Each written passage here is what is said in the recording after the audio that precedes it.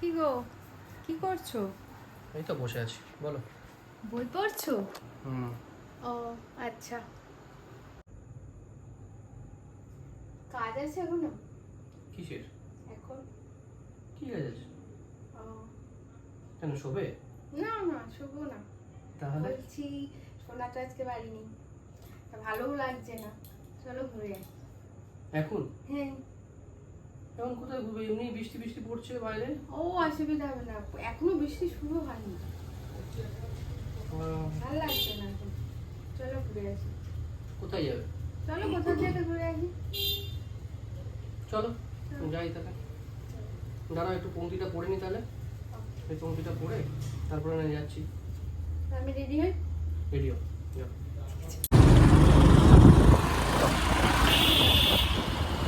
কথায় আছে, পৃথিবীর কাছে তুমি একজন সাধারণ মানুষ হতে পারো, কিন্তু তোমার পরিবারের কাছে তুমি গোটা একটা পৃথিবী। আর এই কথাটা আমি ভীষণভাবে মানি, কারণ সত্যি কথা, family is the most important things. আমি তো বিশাল বিশ্বাস করি। সেই জন্য সন্টু আমাকে যখন কোনো কিছু বলে ভালোবেসে, তখন আমি চেষ্টা করি যদি আমার সেটা সাধ্যের মধ্যে থাকে তাহলে সেই কথাগুলো রাখার। আর আজকে যেহেতু রবিবার ছিল, এমন কোনো এমার্জেন্সি কাজও ছিল না, তাই ও বলার সাথে সাথে আমি ঠিক করে নিলাম যে কোথায় আমাকে যেতে হবে। সেই জন্যই আমি গাড়িটা স্টার্ট দিয়ে ওকে নিয়ে বেরিয়ে পড়লাম। আর যেই জায়গাটা আমি ঠিক করেছি, জায়গাটা এতটাই সুন্দর যে তোমরা দেখলে তোমরাও যেতে চাইবে।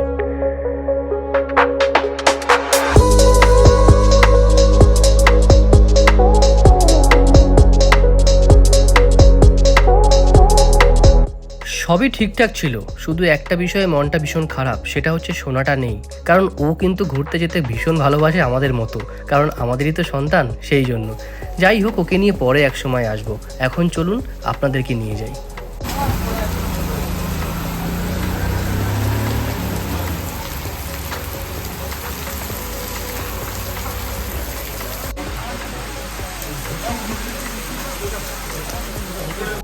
তবে হাফ রাস্তা এখনো আসতে পারিনি, এর মধ্যে নেমে গেল ঝড়ঝড়িয়ে বৃষ্টি। আমরা দাঁড়িয়ে পড়েছি আর এই যে বৃষ্টি হচ্ছে।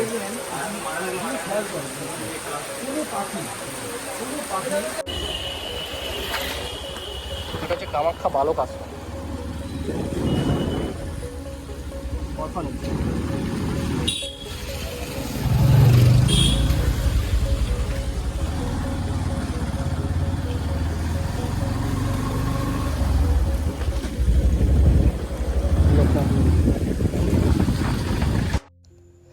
বৃষ্টি কমার সাথে সাথে আমরা আর একটুও কিন্তু দেরি করিনি, তাড়াতাড়ি বাইকে উঠে পড়লাম এবং আমাদের ডেস্টিনেশনের উদ্দেশ্যে রওনা দিলাম।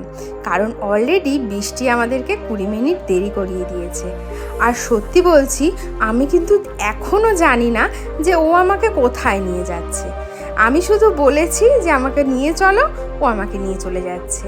বাট এত সুন্দর রাস্তা দিয়ে যাচ্ছি না, আর সাথে যদি প্রিয় মানুষটা থাকে, তার ঘাড়ে হাতটা দিয়ে এইভাবে পথ চলতে কী যে ভালো লাগে। মনে হয় যেন এই পথটা চলতেই থাকুক আর আমরা এইভাবে যেতেই থাকি, যেন এই পথটা আর না থামে। ভীষণ ভালো লাগছিল এই অনুভূতি। তোমরাও যদি ফিল করতে চাও, তাহলে মাঝের মধ্যে কোনো প্ল্যান না করে এইভাবেই হুট করে তোমাদের প্রিয় মানুষকে সাথে নিয়ে এইভাবেই বেরিয়ে পড়ো, দেখবে ভীষণ ভালো লাগবে। সব সময় কি প্ল্যান করে বেরোলেই কি ভালো হয় সেই যাত্রা? মাঝে মাঝে প্ল্যান ছাড়াও একটু বেরোতে হয়, তাহলে দেখবে এই ফিলিংসটা আবার একটু অন্যরকম হয়। আর আমার মতন যারা এইভাবে আনপ্ল্যান্ড হয়ে বেরিয়ে পড়ো, তো তারাই বুঝতে পারবে যে এই ফিলটা, মানে এই ফিলিংসটা কীরকম হতে পারে।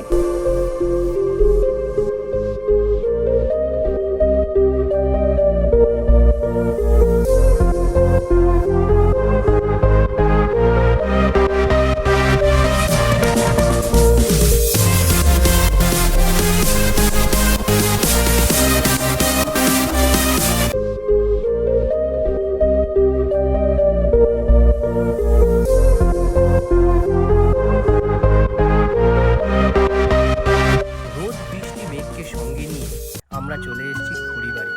খড়িবাড়িতে আর জায়গাটা এতটাই সুন্দর যে আপনাদের এখানে আসলে মন ভালো হয়ে যাবে।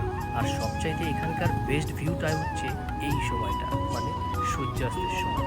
এই সময়টা আকাশটা এতটাই রঙিন লাগে যে কি বলবো, এখানে যদি না আসেন তাহলে বুঝতে পারবেন এর ভালোবাসাটা। আর কাছের মানুষ যদি সাথে থাকে তাহলে তো কোনো কথাই নেই, আরও ভালো লাগে।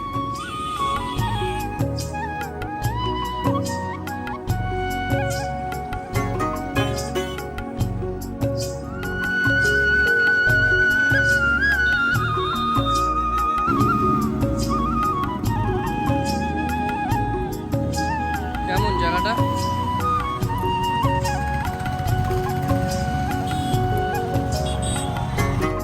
এই জায়গাটায় সন্টু এসে বলছে সত্যি একটা মন ভালো করা জায়গা তুমি আমাকে নিয়ে এলে।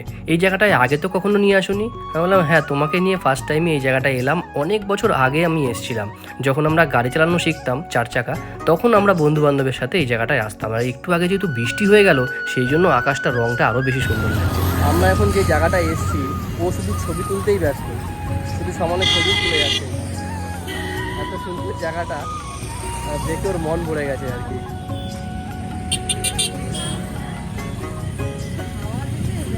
হাওয়া দিত, মানে মেঘলাটা হয়ে রয়েছে বলে হাওয়াটা দিচ্ছে না।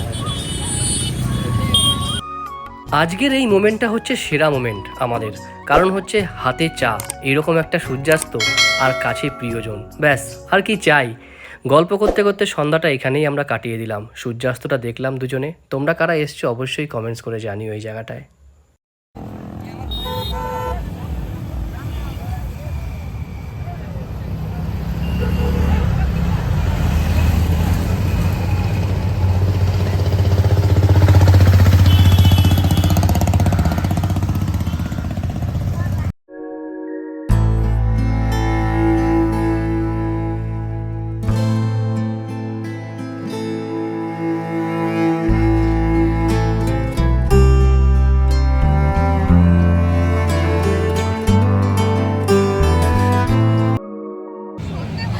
তো এখন তো সন্ধে হয়ে গেছে, এখন আরো বেশি ভালো লাগছে জানো তো। তো এত সুন্দর সারপ্রাইজ দেওয়ার জন্য থ্যাংক ইউ। যদি না আসতাম মিস করে যেতাম। মিস মানে কি, আমার এই জায়গাটা, আমি এই জায়গাটায় এলাম।